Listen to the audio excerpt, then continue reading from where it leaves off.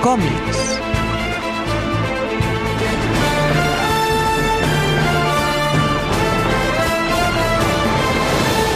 Bueno, chicos, antes de meterme en faena y teniendo en cuenta que la ciudad de los prodigios da para un programa entero, pero de los de 2 horas, ¿eh? No, por favor. Sí. Pero tranqui. O sea, porque lo que yo quiero ya es, como siempre, dar un rodeo inicial, entrar a la casa por la ventana.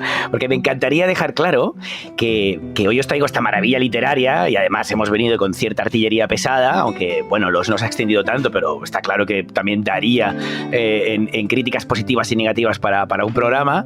¿Y por qué lo traigo hoy? Porque traigo precisamente hoy que venimos con conceptos un poquito extensos, con una obra para mí tan prestigiosa como es La ciudad de los prodigios. Pues porque estamos en un momento que nos lo permite, ¿no? Estoy seguro que muchos pensarán, pero si La ciudad de los prodigios nos habla de principio del siglo XX, ¿no? Final del XIX, principio del siglo XX. ¿Qué narices hacemos hablando ahora que estamos con este paso a... No hablamos de la modernidad ni de la posmodernidad, estamos hablando del paso precisamente a la peli de ciencia ficción. ¿Y qué narices hago yo hablando de La ciudad de los prodigios? Pues que es que en el fondo, si nos vamos a enfrentar a esa nueva realidad barcelonesa, a esa nueva realidad local, yo creo que vamos a necesitar una guía, eso es inevitable, y vamos a necesitar un maestro, ¿no? Porque... ¿Estás hablando de ti? No, tranqui, que no, aún no me estoy promocionando, no os preocupéis. Vale. Porque otro de los motivos, evidentemente, es que me permitiría traer esta obra, y que de hecho es uno de los motivos principales, es que ha sido adaptada, como hemos dicho al principio, a una novela gráfica. Pero tras este encierro, tras este confinamiento, en el que hemos estado seguro, descubriendo nuevos rincones de nuestra casa, de repente nos vemos intentando descubrir de nuevo nuestra propia ciudad. Está claro que en alguna de estas excursiones pasadas que hemos hecho al supermercado, cuando se acababa la harina, el huevo, la cerveza, o incluso cuando teníamos que salir a quemar todos esos ingredientes, una de las primeras cosas que nos ha sorprendido, al menos a mí, es el redescubrir el barrio, ¿no? Al redescubrir las calles que te rodean. Y decía que me ha impactado mucho a mí, porque os podéis imaginar qué supone redescubrir el Raval. Redescubrir el Raval en plena calma. De repente ya no es el 08001, el primer distrito de Barcelona, ahí súper atrapado por toda la llegada masiva de 1000 culturas y de extranjeros, sino no, se convierte en un pueblito. Yo te digo que desde el balcón parecía La Palma, casi. ¿Ah, sí? Sí. O sea, no es el Raval de Jasmine. Bueno, sería una palma del Líbano, ¿vale? Para que nos entendieras. Fallujah. Home, però a més, tu tens el Bollywood, aquell, com és? Aquell sí, lo tengo, pero no lo veo. Desde el balcón no lo veo. Yo al final hablo de lo que veo desde el balcón. Por suerte había balcón. Pero es esto, ¿no?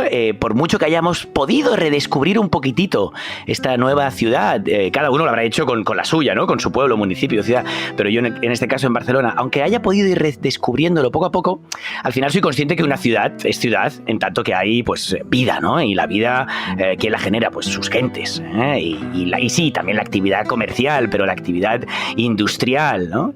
Y ahora sí que es cierto que, hostia, en cuestión de una semana Barcelona empezó cojeando y va pillando esa típica velocidad que nos caracteriza, y a mí me da miedo, ¿no? A mí me da miedo porque no es que hayamos, ya lo he dicho muchas veces, no es que tengamos que volver al punto exactamente en el que dejamos toda esta historia.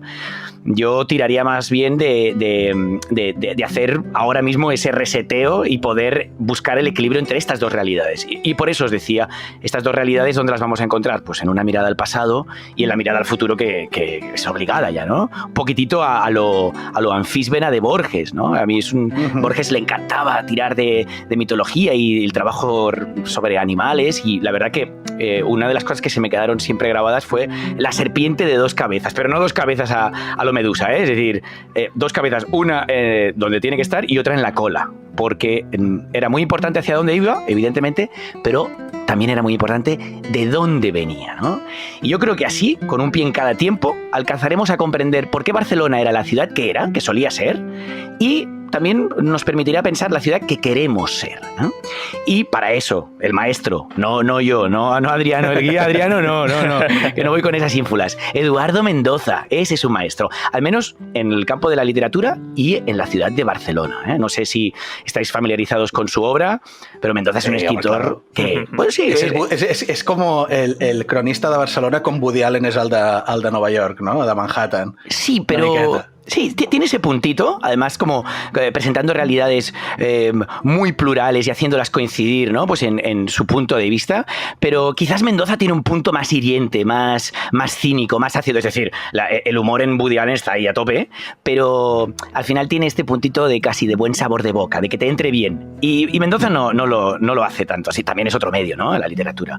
De hecho, Mendoza, está bien que lo conozcamos todos, pero para aquellos que no lo conozcan, es un tío al que le avalan todos los premios que ha ido recibiendo a lo largo de su carrera, que si el Planeta, el premio Franz Kafka, el premio Cervantes también, este es el último. I un dels grans premis, Adriano, que és ser de lectura obligatòria a les escoles. Sí, es cierto. ¿Te obligaban? Sí, o sea, tú has llegado tú. Sí, jo he llegit... Cinc notícies de GURB era el llibre que et feien llegir. Exacte. I jo em vaig llegir un altre, ara no me'n recordo quin era. Bueno, potser era La ciudad de los prodigios, perquè també l'he llegit, i també era de lectura obligatòria, potser més endavant del curs. Sí, bueno, es un tío que sí que es cierto que tiene muchas obras y todas han alcanzado cierta fama, ¿eh? Evidentemente hay obras mayores y obras menores, pero ¿qué es lo que caracteriza a Mendoza, ¿no? Aparte de esa mirada que ofrece sobre la ciudad de Barcelona, y que para mí es una de mis debilidades, yo creo que hay dos aspectos muy potentes en su narrativa, ¿no? Una, que hace coincidir cantidad de tonos, de géneros, de voces literarias, de puntos de vista, pero lo hace de una manera que ni te enteras, ¿no? Que ni te enteras. Es realmente tú como lector parece que estés asimilando solo una única voz, una única realidad y ni mucho menos. Y por otro lado, que es un tío precisamente como un poco como la serpiente de Borges, ¿no? Que tiene un punto en la tradición literaria española y un punto en la innovación, en la modernidad, ¿no? Pero yo ya lo he dejado muy claro, a mí la parte que más me interesa es esa mirada a la ciudad de Barcelona, una mirada a su historia. Yo he de reconocer que como guía he aprendido mucho de las novelas de Mendoza, o sea, imaginad, y que además, algo que no siempre hemos tenido muy claro, porque siempre estamos hablando de los Juegos Olímpicos como el gran punto de inflexión, además es seguramente quien nos ha recordado a todos que la modernidad de Barcelona, que este paso, ¿no? De la ciudad a ese club selecto donde encajan solo unas pocas ciudades europeas, se da mucho antes, ¿no? Se da muchísimo antes. Y ese es precisamente el escenario de la ciudad de los prodigios, ¿no? La entrada de Barcelona en ese club prestigioso, pero sobre todo la entrada de Barcelona en la modernidad, ¿no? ¿Y de qué va la novela? Porque está claro que es el telón de fondo, pero ¿cuál es el hilo argumental, por así decirlo? Pues la historia de Onofre Bouvila, ¿no? Diríamos que es un Thomas Shelby catalán. Sí, totalmente, ¿eh? Yo cuando leí la novela, aún no existía Peaky Blinders, así que no lo pude vincular, pero sí que es cierto que ahora pensando, ¿no? Esto que hacíamos antes, ¿no? La idea de pensar la obra en perspectiva, sí que es cierto que tiene mucho de Thomas Shelby y de Peaky Blinders. El pícaro de la boina, ¿no? Sí, exacto. No, y además es que quizás si no hubiera aparecido esta novela gráfica no lo vería tan claro, pero la novela gráfica incide muchísimo en esa comparativa. Después lo vemos, ¿eh? Onofre Bouvila, o Thomas Shelby catalán, un ambicioso chaval que llega de un pueblecito de los Pirineos Lleidatans y llega precisamente los años previos a la creación de la Exposición Universal. Llega con 13 años y el tío lo tiene muy claro, ¿no? No solo quiere crecer, sino que quiere que su fortuna crezca. Y en ese proceso el tío también crece y se envilece, y evidentemente, como veníamos diciendo, el telón de fondo, la gran urbe, también cambia. Pensad que la novela se publicó en el 86, en el año 1986, perdonad, y que en esa época Mendoza trabajaba de intérprete y precisamente estaba muy poco en la ciudad de Barcelona, viajaba muchísimo. De hecho, 3 años antes, Mendoza llega de nuevo a la ciudad de Barcelona, porque llevaba 11 años viviendo en Nueva York. Entonces, yo creo que es muy interesante esa llegada a Barcelona, después de 11 años viviendo fuera, y tenerla como que volver a disfrutar, volver a vivir, pero también volverla a entender, ¿no? Y se toma estos 3 años para captar muchísima más información. Él ya había empezado a hacer una investigación sobre la historia de Barcelona con su primera novela, ¿no? La verdad sobre el caso Savolta, del 75.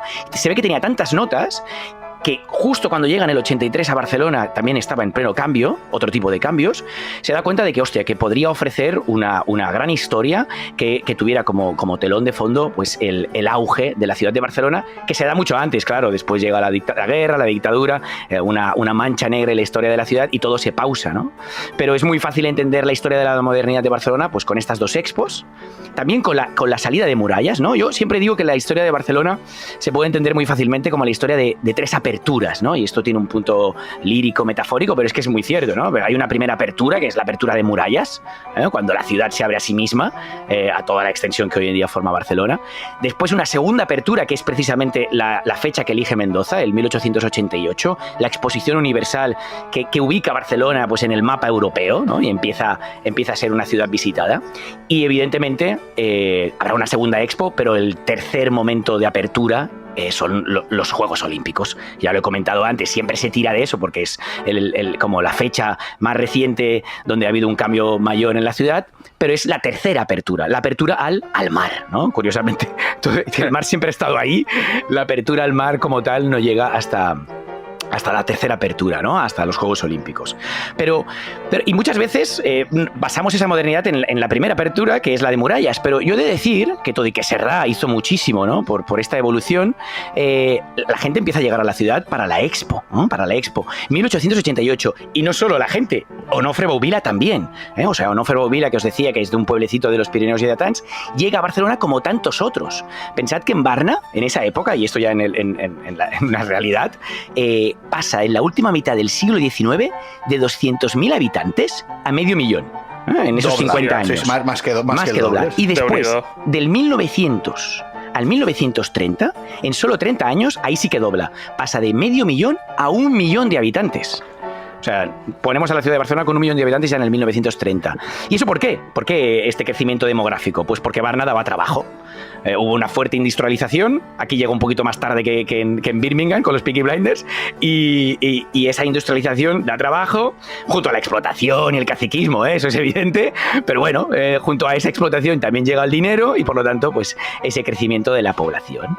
Y esto se irá dando, ¿no? Hasta la segunda Expo, la del 29, y ahí tenemos 41 años de historia, con Onofre Bouvila como protagonista, acompañado evidentemente de muchísimos personajes secundarios que tienen voz, en la novela. Como os decía, Mendoza sabe incluir muy bien a los otros personajes. Quizá es uno de los elementos donde el cómic no puede aportar tanto. El cómic se tiene que reducir a un único punto de vista, al de Onofre, ¿no?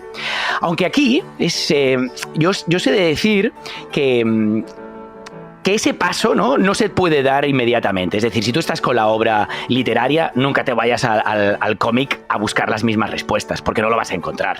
Claro. Esto es lo típico, ¿no? De, hostia, la adaptación cinematográfica falla, porque si quieres proyectar la misma historia que has leído en la novela, nunca la encontrarás en el cómic, ¿no? El cómic es mucho más visual, muchísimo más visual.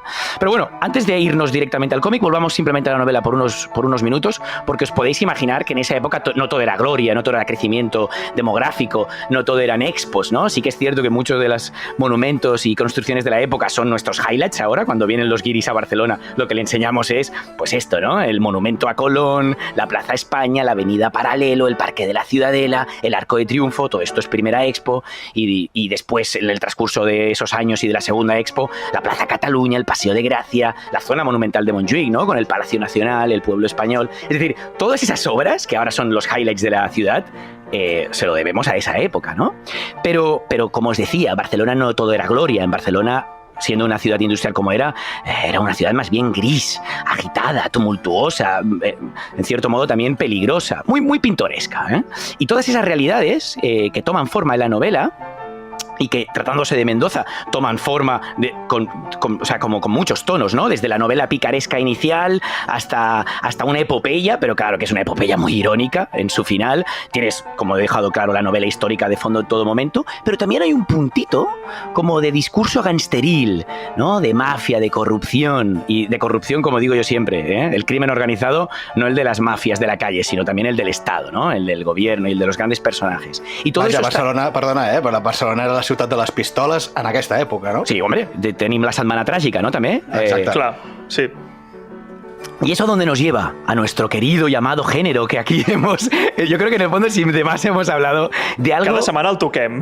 No. Sí, de morirnos de ganas de hablar de él, hablarlo cada semana, sí, sí. No, porque la verdad es que si hay un hilo que vehicular, ¿no?, entre nuestros discursos culturales, videojuegos, cómic, novela, cine, es el noir, ¿no? Yo creo que ha dado grandes joyas. Y sí, y eso es lo que realmente aprovecha Stasi, ¿no? Ahora ya pasamos de Eduardo Mendoza a Claudio Stasi. Claudio Stasi es el dibujante, historietista que ha adaptado la obra literaria de Mendoza en una novela gráfica de unas 200 y pico páginas, es decir, no era fácil pasar 500, 600 páginas de novela a 200 a la mitad, ¿no?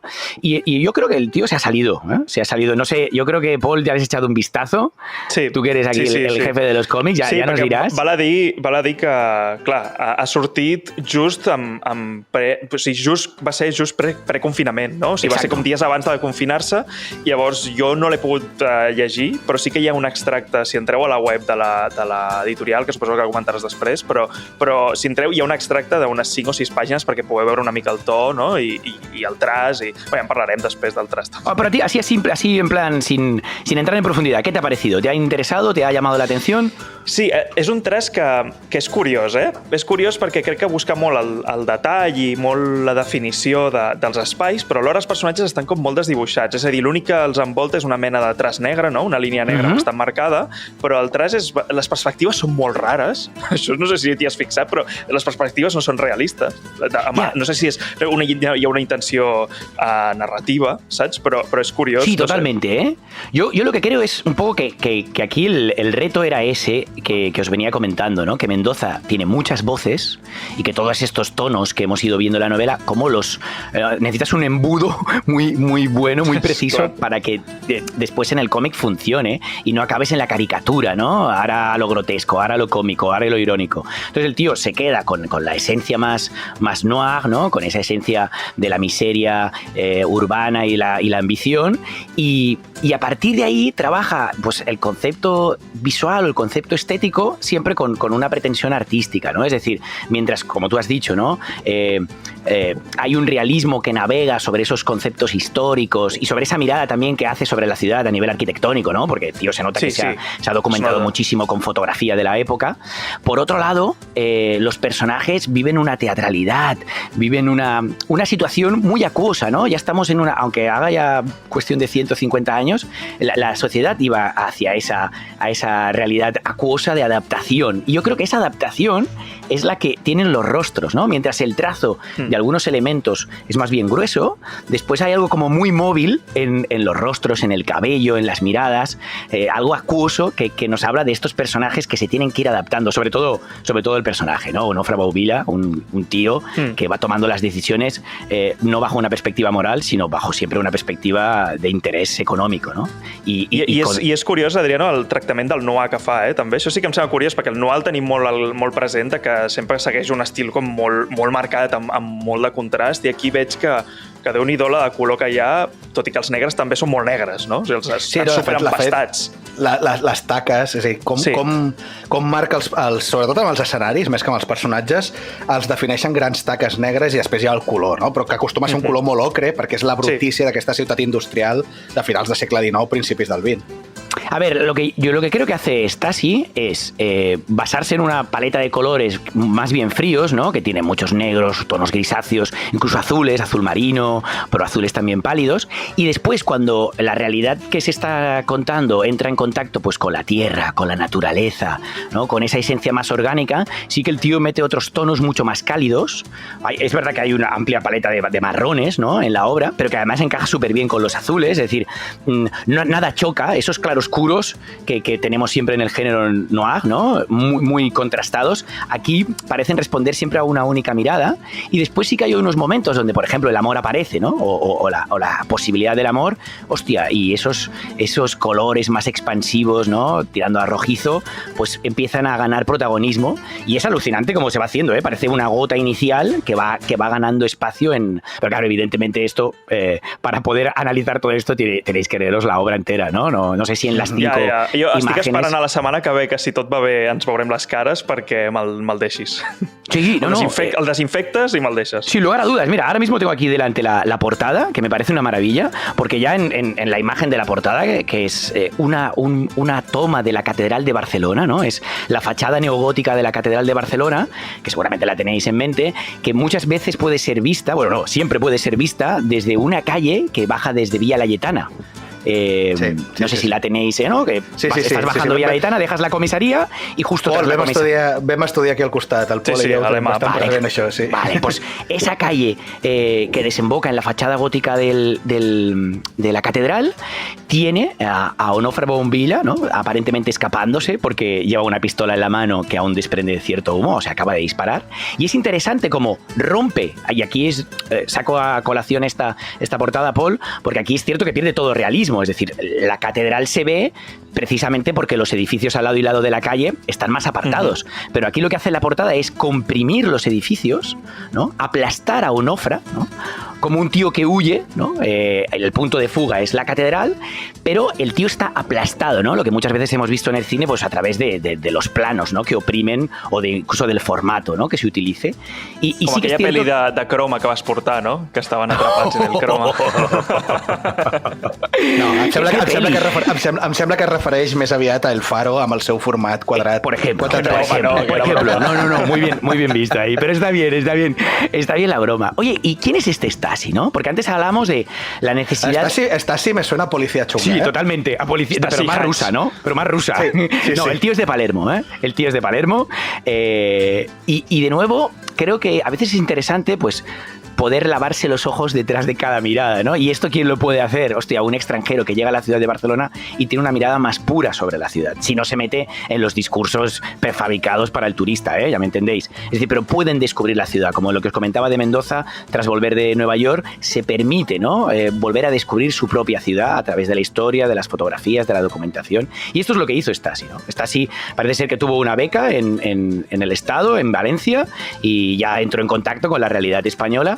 Y después, más adelante, ya otra vez en Palermo, le ofrecen la posibilidad de un trabajo en Barcelona y al final se acaba viniendo con toda la familia. He de decir que esto es un encargo de la propia del Grupo Planeta, ¿eh? O sea, mientras la novela es de Seix Barral, la novela gráfica es de Planeta Cómic. Y o sea, ya con la fama que tiene la ciudad de los prodigios, con un Mendoza que hace mucho tiempo que quiere adaptar la obra en serie. Y esto es lo que nos conecta un poco con Peaky Blinders, ya lo veréis. Parece ser que está abierto a todo tipo de adaptaciones y es precisamente Grupo Planeta que le pide a Claudio Stasi que adapte la novela y ha tenido total libertad, ¿eh? Siempre ha habido un contacto indirecto a través del editor, pero lo gracioso de todo esto es que ellos nunca se han visto. O sea, Mendoza no se conoce, no se conoce. Stasi, no, o sea, això... Tu l'has llegit, també, Pol? Això ho he llegit i em sembla fascinant de que sigui gairebé les cartes a distància que es van enviant en plan, ¿qué te parece esto? No sé qué. Es maravilloso. No mai. Sí, porque esto no es por el confinamiento, ¿eh? Esto es por cómo se da el trabajo, cómo se da el proyecto. ¿Qué pasaba? Que se suponía que se tenían que encontrar en la promoción de esta novela gráfica. Para Sant Jordi estaba pensado. Sant Jordi se nos ha ido a julio, ¿no? Veremos si julio los une, pero hoy por hoy no es posible, porque sí que es cierto que Claudio Stasi vive en Barcelona, pero es que Eduardo Mendoza vive en Londres. Y entonces, es decir, el contacto físico... El Brexit. Uy, eso ha hecho mucho daño. Y ya para acabar, ¿por qué Peaky Blinders, no? El porqué de Peaky Blinders está claro que puede formar parte de unas ganas de distribución, pues ya no locales, sino mundiales, pero sí que es cierto que Mendoza fue uno de los primeros que le recomendó a Claudio Stasi la serie, que él no la había visto, como referencia para adaptar la obra. Es decir, mientras Eduardo Mendoza fue, pues en este caso, un autor que no quiso meter mano en cada decisión que tocaba, o sea, que lideraba Claudio Stasi, sí que le dijo, oye, mira, para entrar en este mundo, ¿por qué no te veis Peaky Blinders? Y entonces, claro, dice, hostia, pero ¿qué tiene que ver Peaky Blinders, el Birmingham industrial, con la Barcelona de la época? Pues como ya he ido diciendo, mucho, ¿no? Barcelona, si precisamente podía ser una ciudad de los prodigios, era por el boom industrial que aquí llegó más tarde, ¿no? Y que al final, otro de los elementos que es bastante interesante de ver es que, bueno, y hoy en día también nos está pasando, ¿no? La globalización ha hecho mucho daño, pero que en esa época, sobre todo el mundo vestía igual. La diferencia estética, evidentemente, podía estar basada en los rasgos, ¿no? De cada región, pero a la hora de la verdad la diferencia estética estaba marcada por las clases sociales, pero si tú pertenecías a una clase popular vestías igual aquí que en París, que en Berlín, que en Birmingham, ¿no? Y esto es algo que justifica un poco pues que el personaje protagonista, que es Onofre Bombilla, nos recuerde tanto a Thomas Shelby. tanto que incluso los rasgos, incluso los hoyuelos del pómulo. No, además, vosotros creo que tampoco habéis visto Peaky Blinders, ¿no?